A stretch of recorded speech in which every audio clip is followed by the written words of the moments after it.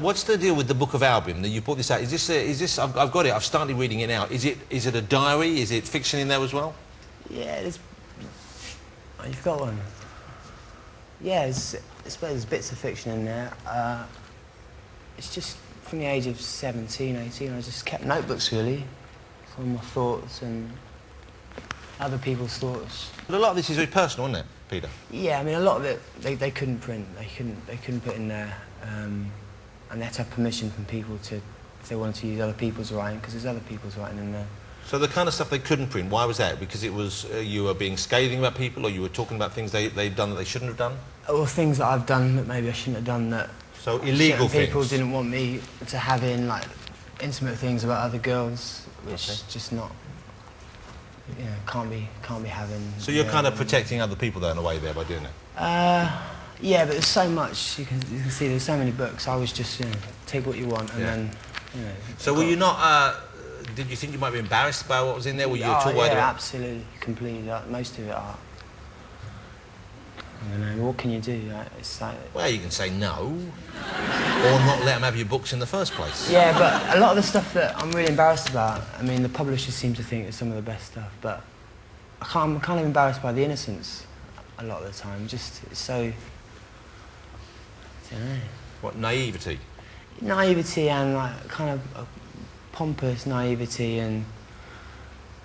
But you know, and I don't mean this to sound patronising, but there is, when you're young, that's kind of the way you view the world somewhat. You know, it's only when you get older you get a bit more cynical and you get a little bit more guarded. Yeah. And what's charming about some of your work so far, I think, is there's a kind of innocence to it. Right.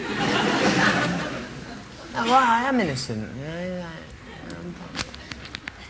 I'm fighting a losing battle. I mean, like, second to third... fifth to last time I was nicked, the policeman actually had... That was quite a lot of numbers you had to go to. The policeman actually had a badge on saying Pete Doherty is innocent. You know what I mean? The policeman had it on? actually put the cuffs on me, had a badge on saying Pete Doherty is innocent. So did you bring that to his attention? Did you say, why are you arresting me if you believe that? I was gobsmacked, you know what I mean? Did he get you to sign it afterwards? Has anyone, while arresting you, ever asked you to sign it? Yeah. No. Yeah. Asked for your autograph while... No, I've been face down before like that. He's been... Pete, you don't mind afterwards if you sign something for my son, do you?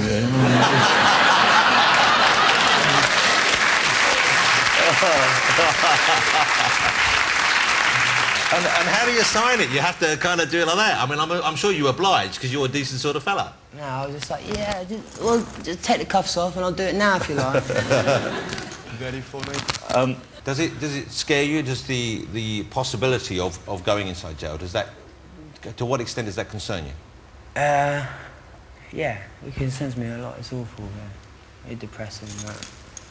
I mean, they accuse me of, they say, oh, you love it, you know what I mean, you must love it, you must love the drama, being arrested.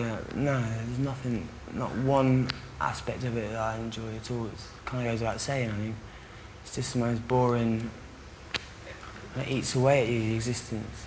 You know, what I think must be, once again, looking from the outside in, the scrutiny that you live your life under, the kind of level of attention you have, partly for being... I mean, it started when you were in the Libertines even, but now, of course, that you're one half of a very, very high-profile couple, you and Kate Moss together.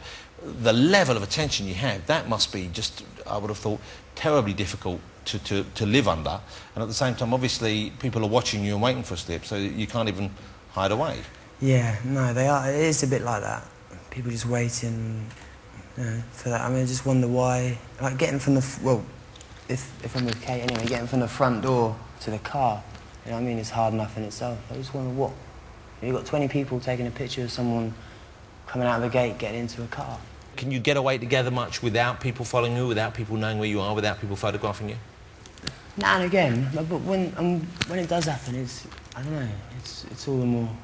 It's all the more special and you cherish it more. Like, every now and again there'll be no paps about, and like the other week we went into St James's Park about 2 in the morning because there was no one outside, so we just like hot-footed it into town. I went to the park and saw the Black Swan and walked by the palace, and then by the time we strolled up to Piccadilly, someone had spotted us and someone had phoned someone, and then there was like a flock of paparazzi. But that's awful. Yeah, it is awful. And there's nothing you can do about that, I guess. What about when you go on holiday? Do they follow you there? It depends. It depends what sort of location. Because there was the story that you got married, and were there photographs of you on the beach? Again and again and again. Yeah. And you didn't get married, did you? Or did you? I think we did the 3rd and the 9th time. But all the rest of it was no, we didn't get married. Okay. Do you find it, I mean, I'm sure you understand why, but do you find it strange that there's that level of interest in your relationship over and above your music? The fact that people want to know about you and Kate together? I mean, do you find that easy to live with? It's just the way it is, isn't it? It's just the way, that's the reality of it. People, like, a lot of the time it's just, oh look, it's Kate Moss's boyfriend, which is like obviously really hurtful to my pride, you know what I mean? It's like, it's not, oh look, there's that really talented lyricist and Irish impersonator. The UK's #1 Irish impersonator. But there must be, obviously, I suppose the upside is you're with someone who I'm guessing you love, and it must be nice waking up next to Kate Moss occasionally. And it must be nice for her to wake up with you, I would have thought. Let me ask you about the Libertines, right? Because when I heard the first Libertines album, I thought, wow, this is a band I've been waiting for. I really got so excited for the Libertines. And then you went and did it. You went and do what so many great bands do. You split up, okay? Which is, you know, any number of reasons, I'm sure. It does look like, and I've loved the work you're doing with Baby Shambles, so don't get me wrong, but it does look like you and Carl might be getting back together again. Yeah, no, I seen him last week. We did Day in the Life for the Sgt. Pepper covers album. And so you recorded a new version of it? yeah, and we're talking, although he does mumble a fair bit, but we're talking. We're getting on, I don't know, you know. I don't think we've ever really split up in a way. No, I think you did, didn't you? Yeah, we did. Yeah. Because you misbehaved towards him a little bit, did you, Pete? I don't know where you get that from. You know? There's a couple of different stories, and one day the truth will come out. You know? Are you going to be performing live together again, though? Are you going to be doing that? Because you did a gig a little while ago together, didn't you? Yeah, he came along to Hackney Empire and we played acoustically together. I don't know, we did talk about it the other day, and I think he more or less said, you know, when he's completely skint, because things aren't going that well at the moment for him, like, he will undoubtedly, you know, get the tour on and that, but yeah. At the moment he's got the Dirty Pretty Things. Yeah. Well, I like the Dirty Pretty Things as well, and I like Baby Shambles as well, but there was something about the Libertines that I especially liked. Yeah. And there was something about the two of you together, as often is the case when there are people who perhaps there's tension between them as well, but that seems to add to the joy when you're watching it, and there was something about the two of you together that was very special, I thought. Let's have a look.